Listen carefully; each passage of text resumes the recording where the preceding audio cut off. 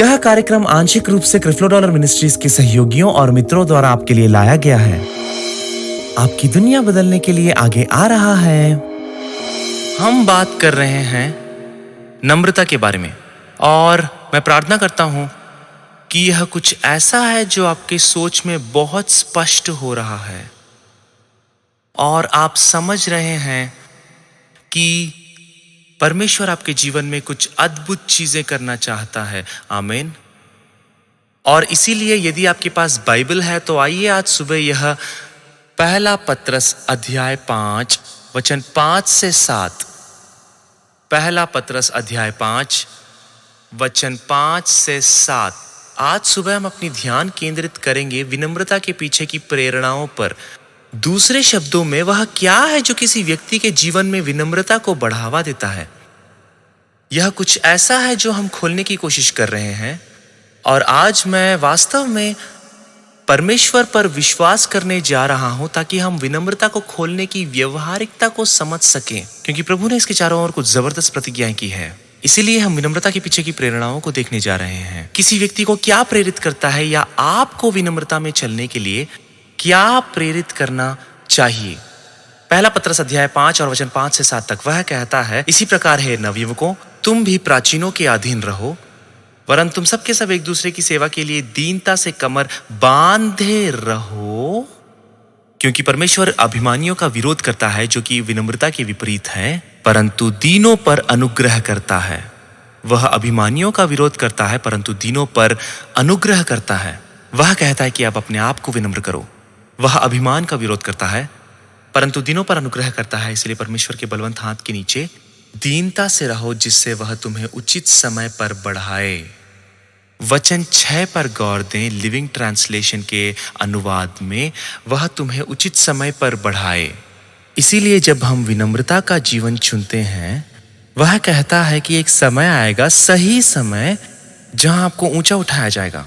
NLT अनुवाद कहता है कि परमेश्वर की क्षमता की शक्तिशाली सामर्थ्य के तहत अपने आप को विनम्र करो और सही समय पर वह आपको सम्मान में ऊपर उठाएगा। यहां कई लोग जानते हैं कि मैं अपने जीवन में सही समय के लिए परमेश्वर पर विश्वास करता हूं। आमीन। मैं किसी ऐसी बुरी चीज की इच्छा नहीं करना चाहता जिसके बारे में मैं यह ना सोचूं कि क्या यह मेरे जीवन के लिए परमेश्वर का समय है, क्योंकि यही होने वाला है। समय ही सब कुछ है और प्रभु सही समय को जानता है। इसीलिए मैं सही समय के लिए उस पर निर्भर रहना चाहता हूं। मैं वहां नहीं पहुंचना चाहता जहां मैं चाहता हूं कि ईश्वर मुझे हर गलत कारणों से ऊपर उठाए, प्रशंसा करे मेरे सब गलत कारणों के लिए। मैं समय को भी नजरअंदाज करता हूं, मैं क्यों को भी नजरअंदाज करता हूं। मेरा मतलब है कि ऐसी जीवन जीने का यही मतलब है जहां आप प्रभु पर निर्भर हैं। और इसीलिए मैं इसे ऐसे देखता हूं, एक समय है उपदेश देने के लिए, एक समय है जब प्रभु कहते हैं कि वह आपको ऊंचा उठाने जा रहे हैं। और मैं अभी विश्वासियों के रूप में सोचता हूं हमें आगे बढ़ना चाहिए और उपदेश के समय की प्रतीक्षा करना चाहिए। और मेरा मानना है कि अभी हम उसी समय में हैं जब प्रभु आपके जीवन में कुछ इतना अद्भुत करने के लिए तैयार हो रहा है कि आपके पास यह कहने के अलावा कोई अन्य विकल्प नहीं होगा कि यह प्रभु का कार्य है। यार, तुम जो कुछ भी हुआ उसे देखना शुरू कर दोगे और कहोगे यह प्रभु है जिसने ये किया, आमीन, और तुम बस उनकी अधिक स्तुति करना शुरू कर दोगे। लेकिन यह विनम्रता के मार्ग के बारे में कुछ है।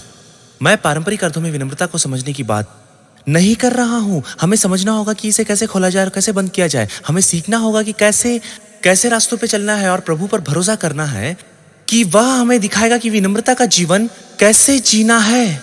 याकूब के पुस्तक में भी, यहाँ पर याकूब के पुस्तक अध्याय 4 और वचन 10 में वह उसी चीज के बारे में कहता है। याकूब का अध्याय 4 वचन 10 वह कहता है कि अपने आप को प्रभु के सामने नम्र करो, और ये सुनिए, वह तुम्हें ऊंचा उठाएगा। यहां फिर से लिखा हुआ है, वह आपको ऊंचा उठाएगा। यह देखें, NLT अनुवाद कहता है कि अपने आप को प्रभु के सामने नम्र करो और वह तुम्हें सम्मान में ऊंचा उठाएगा। तो ऐसा लगता है कि विनम्रता का मार्ग भी आपको ऊंचा उठाए जाने के मार्ग, ऊंचे किए जाने के मार्ग और सम्मान में ऊपर उठाए जाने के मार्ग में ले जाएगा। लेकिन यह विनम्रता के मार्ग के साथ जा रहा है। और मुझे लगता है कि कभी कभी ईसाई लोग वास्तव में अपनी जीवन की जांच नहीं करते, या हो सकता है कि हमने अपने अतीत में इस बात को पर्याप्त रूप से उजागर नहीं किया है कि इस प्रश्न का आत्मविश्वास से उत्तर दे सके कि हाँ, मैं एक विनम्र जीवन जी रहा हूं, हाँ, मैं विनम्रता के उस रास्ते पर चल रहा हूं। यह सिर्फ एक शब्द नहीं है जिसको मैं समय समय पर यहां वहां कहता फिरूं। और यह वह मार्ग है जिस पर ईसाई लोगों के रूप में हमें सीखना है कि उस पर कैसे चलना है और इसे अनदेखा नहीं कर सकते हैं। यह एक महत्वपूर्ण मुद्दा है, हम इसे अनदेखा नहीं कर सकते हैं। यह हमारे जीवन में विनम्रता का स्थान है, इसीलिए हमें समझना होगा कि इसका क्या मतलब है। तो आइए इसे आज शुरू करते हैं जहां हम पिछले सप्ताह रुके थे। मुझे लगता है कि यह चौथा सप्ताह है। यूहन्ना का पुस्तक, आइए सब चलते हैं प्रेरित यूहन्ना के पुस्तक 13वां अध्याय। तो हम धीरे धीरे 13वां अध्याय वचन 1 से पढ़ते हुए जाएंगे। ये सुनिए, अगर मैं वह समझ पाता जो आज मैं समझता हूं तो मैं आपसे कहूंगा कि यूहन्ना अध्याय 13 लिखा गया है विनम्रता के बारे में। लेकिन मैंने सस्ते पर अधिक ध्यान दिया और मुझे गहरा कुछ नहीं मिला। यह गलत नहीं है, यह तब होता है जब आप जीवन में आगे बढ़ते हो और विकास करते हो। लेकिन यहां कितना कुछ गहरा है और यह विनम्रता के बारे में है। और यह बहुत जरूरी बात है क्योंकि यीशु फसह में जाने के लिए तैयार हो रहे हैं और वे जानते हैं कि उनका समय समाप्त हो चुका है और इसीलिए वे ये बात छोड़कर जा रहे हैं। यह सुने, यूहन्ना 13वां अध्याय वचन 1 वह कहता है, फसह के पर्व से पहले जब यीशु ने जान लिया कि वह घड़ी आ पहुंची है कि वह जगत को छोड़कर पिता के पास जाने वाला है। अब ये देखें, तो अपने लोगों से जो जगत में थे जैसा प्रेम वह रखता था, अंत तक वैसा ही प्रेम रखता रहा। वह अंत तक उनसे वैसा ही प्रेम रखता रहा। एम्प्लीफाइड कहता है कि पृथ्वी पर अपने सेवकाई के दौरान उसने अपने शिष्यों से प्यार किया था और अब वह उन्हें अंत तक प्यार करता था। तो मुझे यह सवाल आया जब मैं अपनी पुस्तक देख रहा था। प्रश्न यह था, प्यार में चलने और विनम्रता में चलने के बीच क्या संबंध है? यहां एक बहुत बड़ा और गहरा संबंध है। प्यार में चलने और विनम्रता में चलने के बीच क्या संबंध है? अब हमने इस चर्च को यह समझाने में कुछ समय बिताया। आपका विश्वास प्रभु के प्यार पर आधारित होना चाहिए। दूसरे शब्दों में इसका अर्थ यह नहीं है कि आप प्रभु से कितना प्यार करते हो, लेकिन प्राथमिकता होना चाहिए आप कितना विश्वास करते हो कि प्रभु आपसे प्यार करता है। क्योंकि जब आप मानते हो कि प्रभु आपसे प्यार करता है तो आपको उससे प्यार करने में कोई समस्या नहीं होनी चाहिए। आपको किसी और से प्यार करने में कोई समस्या नहीं होनी चाहिए। पहला यूहन्ना कहता है कि हम उससे प्यार करते थे क्योंकि वह हमसे पहले प्यार करता था।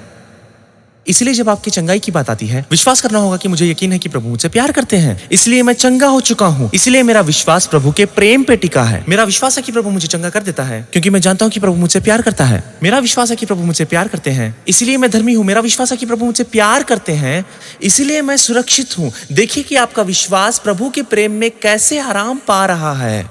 मेरा विश्वास है कि प्रभु मुझसे प्यार करते हैं। सब जोर से कहें, मेरा विश्वास है कि प्रभु मुझसे प्यार करते हैं। तो ठीक है, मेरा विश्वास है कि प्रभु मुझसे प्यार करता है, मुझे उनका प्यार मिलता है। लेकिन इसका प्रभु के प्यार से क्या लेना देना है? क्योंकि यीशु ने पृथ्वी पर अपने समय के दौरान कहा था, वह पृथ्वी पर अपने सेवकाई के दौरान अपने शिष्यों से प्यार करता था और वह उनसे अंत तक प्यार करता था।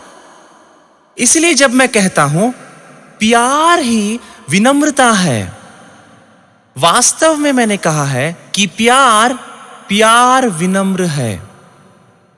प्यार विनम्र है। यह एक रिश्ता है। प्यार विनम्र होता है। जब मैं ऐसा कहता हूं तो इसका मतलब प्यार के व्यवहार के तरीके के बारे में कुछ व्यक्त करना है। जब मैं कहता हूं कि प्यार विनम्र है, फिर मुझे इस बारे में बात करने की जरूरत है कि प्यार कैसे व्यवहार करता है। और जब आप देखते हैं कि प्यार कैसे व्यवहार करता है, तो प्यार विनम्रता में व्यवहार करता है। प्यार विनम्र है। सब कहें,